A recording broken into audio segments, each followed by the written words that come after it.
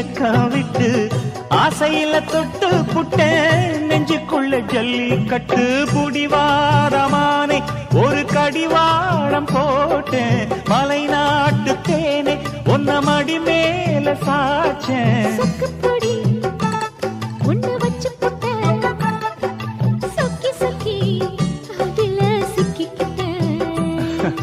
கிச்சிலி சம்பா குத்தி எடுத்தே மொச்ச குழம்பும் வச்சு எடுத்தே ஆமாடி அதுக்காகத்தான்